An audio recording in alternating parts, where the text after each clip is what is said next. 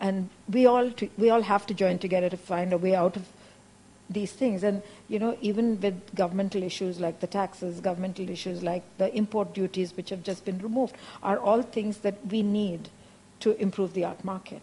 And there is this entire thing about us being able to put the money back into art. Right? This whole capital gains thing has to come into art as well, like there is in real estate, because the moment things like that come in, it will strengthen the art market. And these are all the negatives that we as a group need to work on. It's interesting. Would anybody like to add anything to that? Then or I can move on to the next. It's okay? All right. Supriya, the million-dollar question when it comes to everybody is pricing. And it plays a very important role in the art market. Who determines the pricing of artwork and how does it happen?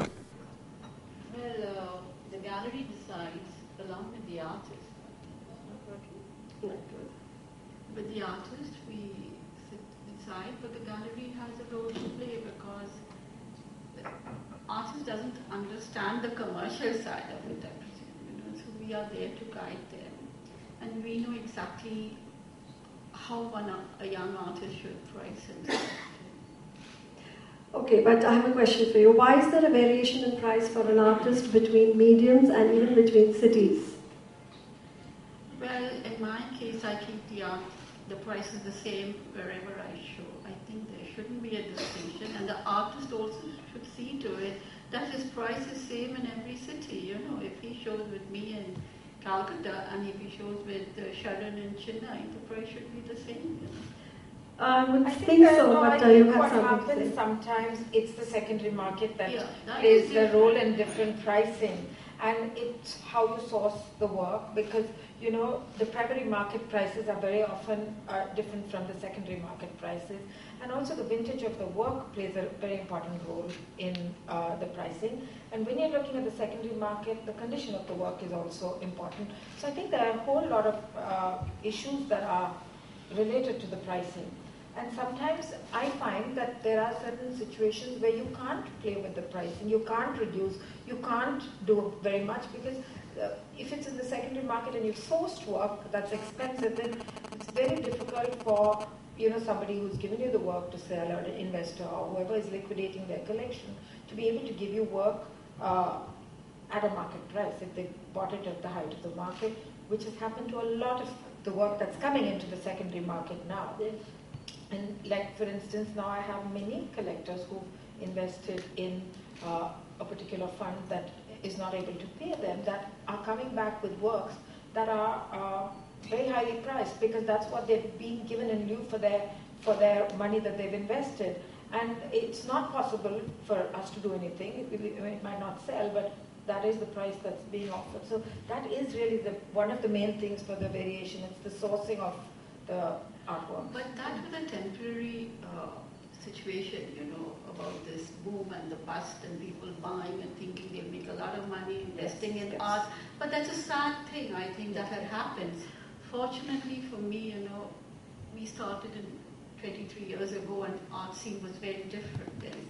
And our prices were different. Our economy was not so strong. So obviously, people who bought it for love of art, and they never expected that art would go up to this extent, And I remember even as far as 2001, 2002, the Sotheby's and Christie's wouldn't touch an artist whose prices were not a lakh. That is like a Ganesh Mann and Bhikhai Bhattacharjee in Calcutta I'm talking about. Even when Hussein first showed with me in 2002, his prices were very, very different. It's after 2002, when our economy took an upturn, the prices went up. So it's as simple as that. And also the auction houses like Sotheby's and Christie's, for them it didn't make, and they could see the market growing. And if you see a master of Indian art, his price, and a master of, say, a Chinese artist or an other European artist is far different. So there is room for our artists' prices to go up. That's what their logic is, But that is a different. The 80s and 90s, when there was a boom, artists sold at ridiculous prices, and now there has been a price adjustment. So would you like to talk about that? Or I think it's the market that eventually prices the work, because sooner or later people realize that things can't be at a non-acceptable level, and they do come down. So I've seen that happen in the last few years. Supriya, I had this conversation with you earlier, and we talked about how auctions boost up the prices, and you had mentioned that as a result, I mean, how does it alter the gallery pricing? And you had mentioned that it doesn't, but it's just that more interest is generated for that artist. Would you like to just talk about that? Yes, as Shalini mentioned, that when an auction house sells an ex-artist white at a very high price, that doesn't mean my prices go up overnight. It's wrong. An auction price has nothing to do with the gallery price. And also that the other question was, you said that, what was the other question you just said? Oh yes, I get more inquiries like today if some artist does well, oh, do you have so-and-so, do you have so-and-so, so then the interest is generated. It's as a wave, that okay, so-and-so is doing very well, so let's buy. I mean, that's a very temporary phase. I think one gallery shouldn't get into all this. We should keep the prices steady, increase it in a gradual way, not like leaps and bounds. So Priya, that's very difficult because there are a lot of artists who don't agree with this. How do you handle that? I'm sorry, please go ahead. That's why you all have a mind. There's definitely a problem with this pricing because very often artists turn around and think that we don't know better, and that's why we're pricing it very low. They realize it now, Sharon. Many of them have realized it that we are correct.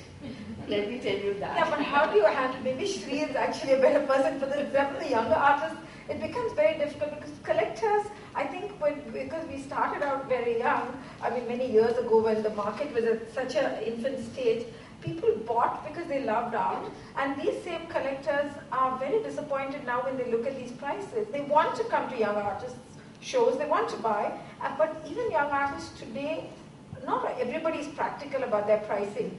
And it's not a battle, but it's definitely a point that is, that I think is it's a gap between the collector, us, and the artist in some way, no?